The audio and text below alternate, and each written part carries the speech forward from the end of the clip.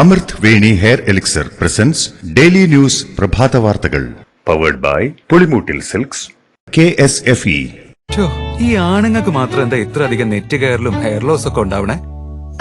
ആണുങ്ങളുടെ hair ലോസിന്റെ major reasons തന്നെ different ആണ്. സ്കാൽപ്പിലുള്ള 5-alpha റിഡക്ടേസ് എന്ന എൻസൈം നിങ്ങളുടെ ഹോർമോണുമായി ചേർന്ന് ഹെയർ ഫോളിക്കിൾസിനെ ചുരുക്കുന്നു. Amrut Veni hair elixir for men use ചെയ്യൂ. പുരുഷന്മാർക്ക് വേണ്ടി ബയോടെക്നോളജി പ്രകാരം പ്രത്യേകം ഡെവലപ്പ് ചെയ്തത്. നമസ്കാരം, ഞാൻ ഷാജി പത്മനാഭൻ. ഡെയിലി ന്യൂസിന്റെ പ്രഭാത വാർത്തകളിലേക്ക് സ്വാഗതം. ഇന്ന് ജൂലൈ 29 തിങ്കളാഴ്ച. പാരീസ് ഒളിമ്പിക്സിൽ ഇന്ത്യക്ക് ആദ്യ മെഡൽ. വനിതകളുടെ 10 മീറ്റർ എയർ പിസ്റ്റളിൽ മനു ഭാക്കർ വെങ്കലം നേടി. നേരിയ പോയിന്റിന്റെ വ്യത്യാസത്തിലാണ് താരത്തിന് വെള്ളി നഷ്ടമായത്.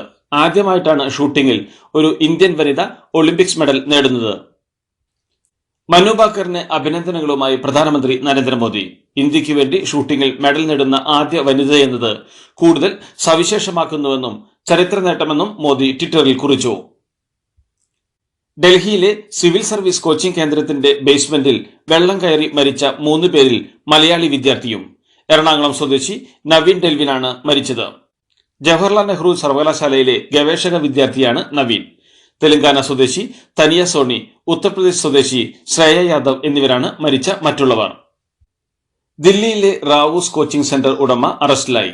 സിവിൽ സർവീസ് കോച്ചിംഗ് സെന്ററിലെ ബേസ്മെന്റിലെ വെള്ളക്കെട്ടിൽ കുടുങ്ങി മലയാളി ഉൾപ്പെടെ 3 വിദ്യാർത്ഥികൾ മരിച്ച സംഭവവുമായി ബന്ധപ്പെട്ടാണ് അറസ്റ്റ്. ലൈസൻസ് പ്രകാരം ബേസ്മെന്റിൽ പാർക്കിങ്ങിനാണ് അനുമതിയുള്ളത്. എന്നാൽ പാർക്കിങ്ങിനുള്ള ബേസ്മെന്റിൽ അനധികൃതമായാണ് ലൈബ്രറി നിർമ്മിച്ചതെന്നും കണ്ടെത്തി. സംഭവത്തെ തുടർന്ന് ദില്ലിയിലെ എല്ലാ കോച്ചിംഗ് സെന്ററുകളിലും പരിശോധനയ്ക്ക് ദില്ലി മേയർ നിർദ്ദേശം നൽകി. സിവിൽ സർവീസ് കോച്ചിംഗ് സെന്ററിലെ ബേസ്മെന്റിൽ വെള്ളം കയറി 3 വിദ്യാർത്ഥികൾ മരിച്ച സംഭവത്തിൽ സുരക്ഷിതമല്ലാത്ത നിർമ്മാണ പ്രവർത്തനങ്ങളെയും സ്ഥാപനങ്ങളുടെ നിരുത്തരവാദിത്വത്തെയും വിമർശിച്ച് ലോക്സഭാ പ്രതിപക്ഷ നേതാവ് രാഹുൽ ഗാന്ധി. സുരക്ഷിതമല്ലാത്ത നിർമ്മാണ പ്രവർത്തനങ്ങൾ, മോശം നഗരാസൂത്രണം, സ്ഥാപനങ്ങളുടെ നിരുത്തരവാദിത്വം എന്നിവയ്ക്ക് സാധാരണക്കാരായ പൗരന്മാർ ജീവൻ കൊടുക്കേണ്ട അവസ്ഥയാണെന്ന് അദ്ദേഹം പറഞ്ഞു. അതേസമയം വിദ്യാർത്ഥികളുടെ മരണം കൊലപാതകമാണെന്നും സംസ്ഥാനം ഭരിക്കുന്ന ആം ആദ്മി പാർട്ടി ഉത്തരവാദിത്തം ഏറ്റെടുക്കണമെന്നും BJP ആവശ്യപ്പെട്ടു. ആം ആദ്മി പാർട്ടി അധികാരം ഏറ്റെടുക്കുന്നതിന് മുമ്പ് 15 വർഷം BJPയാണ് അധികാരത്തിലുണ്ടായിരുന്നതെന്നും അതിന്റെ ഫലമാണ് ദുരന്തത്തിന് പിന്നിലെന്നും AAP MLA ദുർഗേഷ് പഥക് പറഞ്ഞു. ദില്ലിയിലെ സിവിൽ സർവീസ് പരിശീലന കേന്ദ്രത്തിന്റെ ബേസ്മെന്റിൽ വെള്ളം കയറി 3 വിദ്യാർത്ഥികൾ മരിച്ച സംഭവത്തിൽ ദില്ലി മുനിസിപ്പൽ കോർപ്പറേഷൻ 13 കോച്ചിംഗ് സെന്ററുകളുടെ ബേസ്മെന്റുകൾ സീൽ ചെയ്തു. ഇന്നലെ നടത്തിയ പരിശോധനയിൽ നിയമലംഘനം കണ്ടെത്തിയ കോച്ചിംഗ് സെന്ററുകൾക്കെതിരെയാണ് നടപടി. 7 അടിയോളം ഉയരത്തിൽ വെള്ളം പൊങ്ങിയതാണ് ദുരന്തത്തിന് കാരണമായത്. സംഭവ സമയത്ത് 30 വിദ്യാർത്ഥികളാണ് ഇവിടെ ഉണ്ടായിരുന്നതെന്നും ഇതിൽ 3 പേർ വെള്ളക്കെട്ടിൽ കുടുങ്ങുകയായിരുന്നുവെന്നും ദില്ലി ഫയർ സർവീസ് അറിയിച്ചു. അപകടത്തിൽ ചീഫ് സെക്രട്ടറിയോട് റിപ്പോർട്ട് തേടിയ ദില്ലി സർക്കാർ മജിസ്റ്റീരിയൽ അന്വേഷണം പ്രഖ്യാപിച്ചു. മിഷൻ 2025മായി ബന്ധപ്പെട്ട് പാർട്ടി നടപടിയിലെ കാര്യങ്ങൾ മാധ്യമങ്ങൾക്ക് ചോർത്തിയതിൽ AICC നടപടി. സംഭവത്തിൽ അന്വേഷണം നടത്തി റിപ്പോർട്ട് സമർപ്പിക്കാൻ KPCCക്ക് AICC നിർദ്ദേശം നൽകി. കേരളത്തിന്റെ ചുമതലയുള്ള AICC general secretary Deepadas Munshi KPCCക്ക് കത്തയച്ചിട്ടുണ്ട്. വ്യക്തികളെക്കുറിച്ചുള്ള വിവരങ്ങൾ നൽകാനാണ് നിർദ്ദേശം. അനാവശ്യമായ വാർത്തകൾ തുടർച്ചയായി മാധ്യമങ്ങളിൽ വരുന്നതിലാണ് നടപടി. അർജുനെ കണ്ടെത്തുന്നതിനുള്ള തെരച്ചിൽ തുടരുമെന്ന് അറിയിപ്പ്. കേരള കർണാടക മുഖ്യമന്ത്രിമാർ ഫോണിൽ സംസാരിച്ചതിനെ തുടർന്നാണ് തെരച്ചിൽ തുടരാനുള്ള തീരുമാനം. തെരച്ചിൽ നടത്തുന്നതിനുള്ള ഡ്രഡ്ജിംഗ് യന്ത്രം തൃശൂരിൽ നിന്ന് കൊണ്ടുവരും. ചെളിയും മണ്ണും ഇളക്കിക്കളഞ്ഞ് ട്രക്ക് കണ്ടെത്താനുള്ള ശ്രമമാണ് നടത്താൻ ഉദ്ദേശിക്കുന്നത്. നദി അനുകൂലമായാൽ മാത്രം ഇന്ന് പരിശോധന നടത്തുമെന്നും അറിയിപ്പിലുണ്ട്. മുങ്ങൽ വിദഗ്ധനായ മത്സ്യത്തൊഴിലാളി ഈശ്വർ മാൽപേയും സംഘവും നടത്തിയ ശ്രമങ്ങൾ പരാജയപ്പെട്ടതോടെ തിരച്ചിൽ അവസാനിപ്പിക്കുകയാണെന്ന തരത്തിൽ വാർത്തകളുണ്ടായിരുന്നു. ഈശ്വർ മാൽപെ, നേവി, NDRF സംഘങ്ങൾ എല്ലാവരും കൂടെ ഒന്നിച്ച് ശ്രമിച്ചിരുന്നുവെന്നും നിലവിലെ അവസ്ഥയിൽ രക്ഷാപ്രവർത്തനം ദുഷ്കരമാണെന്ന് കാർവാർ MLA സതീഷ് കൃഷ്ണ സെയിലും പ്രതികരിച്ചിരുന്നു. അർജുനെ കണ്ടെത്തുന്ന ദൌത്യത്തിൽ പങ്കെടുക്കാനായി തൃശൂരിലെ അഗ്രോ ഡ്രഡ്ജ് ക്രാഫ്റ്റ് മെഷീൻ ഓപ്പറേറ്റർമാർ ഷിരൂരിലേക്ക്. കാർഷിക സർവകലാശാലയുടെ കീഴിലുള്ള ബാർജ് നദിയിൽ ഉറപ്പിച്ച് നിർത്താനാവുമോ എന്ന് പരിശോധിക്കാനാണ് ഓപ്പറേറ്റർമാർ പോകുന്നത്. 18 മുതൽ 24 അടി വരെ താഴ്ചയിലുള്ളടത്ത് ആങ്കർ ചെയ്യാൻ പറ്റുമെന്നതാണ് യന്ത്രത്തിന്റെ പ്രത്യേകത. അർജുന്റെ കുട്ടിയുടെ പ്രതികരണം എടുത്ത യൂട്യൂബ് ചാനലിനെതിരെ ബാലാവകാശ കമ്മീഷൻ കേസെടുത്തു. മഴവിൽ കേരളം എക്സ്ക്ലൂസീവ് എന്ന യൂട്യൂബ് ചാനലിനെതിരെ പാലക്കാട് സ്വദേശിയായ സിനിൽ ദാസാണ് പരാതി നൽകിയത്. അവതാരക കുട്ടിയോട് അപമര്യാദയായി പെരുമാറിയെന്നാണ് പരാതിയിൽ പറയുന്നത്. അതേസമയം പരാതിയുടെ അടിസ്ഥാനത്തിൽ അന്വേഷിച്ച് റിപ്പോർട്ട് നൽകാൻ ജില്ലാ പോലീസ് മേധാവിക്ക് നിർദ്ദേശം നൽകി. ചാനൽ ഉടമയ്ക്ക് ഇന്ന് നോട്ടീസ് നൽകും. പണ്ട് മുത്തശ്ശിയുടെ കല്യാണക്കഥ കേട്ട മുതലെയുള്ള ആഗ്രഹമാണ് അന്നത്തെ മുത്തശ്ശിയെ പോലെ എന്റെ കല്യാണത്തിന് എടുത്തൊരുങ്ങണമെന്ന്.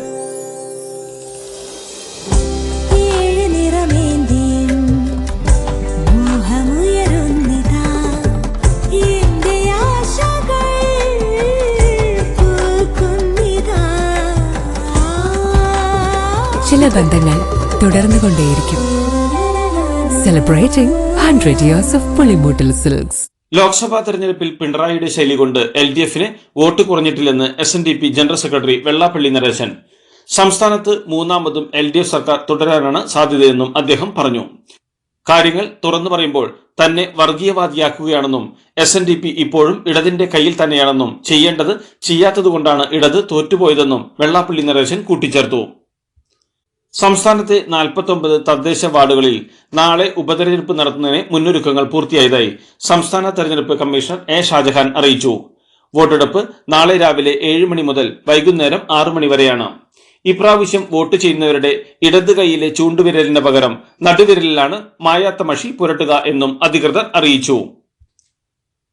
മൂവാറ്റുപുഴ നിർമ്മല കോളേജിൽ ഒരു പ്രത്യേക മതവിഭാഗത്തിന് ആരാധന നടത്താൻ വേണ്ടി SFI സമരം നടത്തിയെന്നത് വ്യാജ പ്രചാരണമാണെന്ന് SFI പ്രസ്താവന ഇറക്കി. ക്യാമ്പസുകളിൽ ഏതെങ്കിലും പ്രത്യേക മതസ്ഥരുടെ ആചാര അനുഷ്ഠാനങ്ങൾ ചെയ്യാൻ അനുവദിച്ചാൽ പിന്നീട് അത് മുഴുവൻ മതങ്ങളുടെയും ആചാര അനുഷ്ഠാനങ്ങൾ നടക്കുന്ന ഇടമായി മാറുമെന്നും അത് ക്യാമ്പസുകളുടെ മതേതര ബോധത്തെ ബാധിക്കുമെന്ന നല്ല ബോധ്യമുള്ള സംഘടനയാണ് SFI എന്നും കുറിപ്പിൽ വ്യക്തമാക്കി. തിരുവനന്തപുരം വഞ്ചിയൂരിൽ എയർഗൺ ഉപയോഗിച്ചുള്ള ആക്രമണത്തിൽ യുവതിക്ക് പരിക്ക്. തിരുവനന്തപുരം വഞ്ചിയൂർ ചെമ്പകശ്ശേരി സ്വദേശി ഷിനിയെയാണ് മുഖംമൂടി ധരിച്ചെത്തിയ സ്ത്രീ ആക്രമിച്ചത്.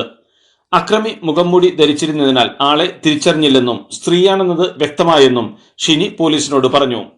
പോലീസ് അന്വേഷണം ഊർജിതമാക്കി. സ്ത്രീയാണ് ആക്രമിച്ചതെന്ന മൊഴിയുടെ അടിസ്ഥാനത്തിലാണ് അന്വേഷണം.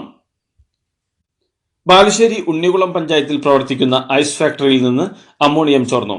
ഫാക്ടറിയിൽ പൊട്ടിത്തെറി ഉണ്ടാവുകയും പിന്നാലെ അമോണിയം ചോരുകയുമായിരുന്നു. ഐസ് ഫാക്ടറിക്ക് ഏകദേശം 200 മീറ്ററോളം ചുറ്റളവിൽ താമസിച്ചിരുന്നവർക്ക് ശ്വാസതടസ്സവും ചൊറിച്ചിലും ശാരീരിക അസ്വസ്ഥതകളും അനുഭവപ്പെട്ടതായാണ് നാട്ടുകാർ പറയുന്നത്.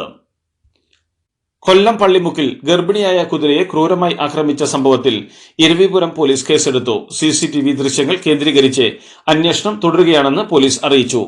കുതിരയുടെ ഉടമ ഷാനവാസിന്റെ പരാതിയിലാണ് കേസെടുത്തത്.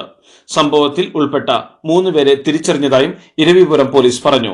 CCTV ദൃശ്യങ്ങൾ പരിശോധിച്ചതിൽ നിന്നാണ് അക്രമികളിൽ 3 പേരെ പോലീസ് തിരിച്ചറിഞ്ഞതെന്നും പ്രതികളെ ഉടൻ പിടികൂടുമെന്നും പോലീസ് പറഞ്ഞു.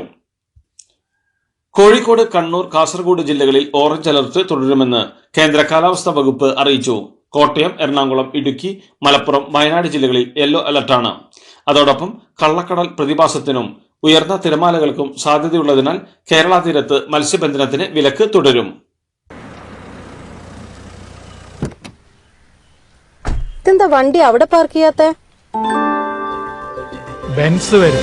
അതെ, മെഗാ സമ്മാനം പുതിയ ബെൻസ് കാറാണ്. 2ാം സമ്മാനം ഇന്നോവ ക്രിസ്റ്റ, അതും 17 എണ്ണം. പിന്നെ ആദ്യ സീരീസിൽ 170 പേർക്ക് ഐഫോണും. ഇത്തവണ സമ്മാനങ്ങളുടെ നക്ഷത്ര തിളക്കവുമായി KSFE ഗാലക്സി ചിട്ടികൾ. പ്രധാനമന്ത്രി നരേന്ദ്രമോദി അടുത്ത മാസം യുക്രൈൻ സന്ദർശിച്ചേക്കും. മോദിയുടെ റഷ്യൻ സന്ദർശനം പാശ്ചാത്യ രാജ്യങ്ങളിൽ വിമർശനത്തിനിടയാക്കിയ സാഹചര്യത്തിലാണ് തീരുമാനം. യുക്രൈൻ സന്ദർശിക്കാൻ പ്രധാനമന്ത്രിയെ നേരത്തെ പ്രസിഡന്റ് വ്ളാദിമിർ സെലൻസ്കി ക്ഷണിച്ചിരുന്നു. യുക്രൈൻ ദേശീയ ദിനമായ ഓഗസ്റ്റ് 24-നോ അതിനുശേഷമോ മോദി യുക്രൈനിലെത്താനാണ് സാധ്യത. അതേസമയം യുക്രൈൻ സന്ദർശനത്തിന് മുമ്പാണോ ശേഷമാണോ പ്രധാനമന്ത്രി മണിപ്പൂർ സന്ദർശിക്കുകയെന്ന് കോൺഗ്രസ് നേതാവ് ജയറാം രമേശ് ചോദിച്ചു.